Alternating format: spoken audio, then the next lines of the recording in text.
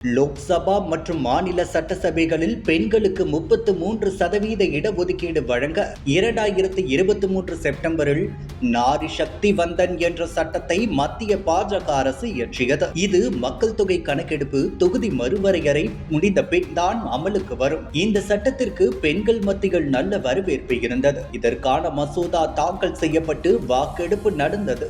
இதில் பெரும்பான்மைக்கு 352 எம்பிக்களின் ஆதரவு தேவை என்ற நிலையில் மசோதாவுக்கு ஆதரவாக 298, எதிராக 230 எம்பிக்களும் ஓட்டளித்தனர். இதனால் இந்த மசோதா தோல்வியடைந்தது.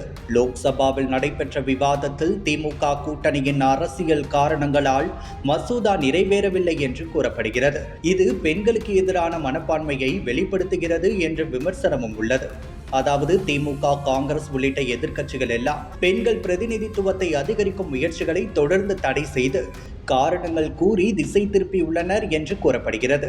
மத்தியில் காங்கிரஸ் போன்ற கட்சிகள் எல்லாம் ஆட்சியிலிருந்த ஆட்சி காலத்தில் பெண்களுக்கு அடிப்படை வசதிகள் எல்லாமே போன்ற பிரச்சனைகள் இருந்ததாகவும் கடந்த 10 ஆண்டுகளில் பல மாற்றங்கள் ஏற்பட்டதாகவும் மக்கள் உணர்ந்தனர். திமுக, காங்கிரஸ் போன்ற கட்சிகள் என்னதான் எதிர்த்தாலும் தொடர்ந்து பெண்களின் உரிமைகள் மற்றும் முன்னேற்றத்திற்கான பாஜகவின் உறுதி தொடர்ந்து இருக்கும் என்று கூறப்படுகிறது. எதிர்க்கட்சி தலைவர் ராகுல் காந்தி பேசுகையில், பிரதமர் மோடி ஒரு மாயாஜால வித்தைக்காரர். மேஜிக் காட்டுவது போல ஒன்றின் மீது ஒன்றை மறைத்து 3 மசோதாக்களையும் ஒரே மசோதாவாக ஆக்கி எடுத்து வந்துள்ளார். இது நிறைவேறாது என்பது தெரிந்ததால் பயத்தில் அவர் இவ்வாறு செய்துள்ளார் என்று பேசினார். இதற்கு பாஜக எம்பிக்கள் கடும் எதிர்ப்பு தெரிவித்தனர். பாஜகவை பொறுத்தவரையில் லோக்சபா வருத்தம் அளிக்கக்கூடிய மற்றும் அவமானகரமான நிகழ்வுகள் அரங்கேறின.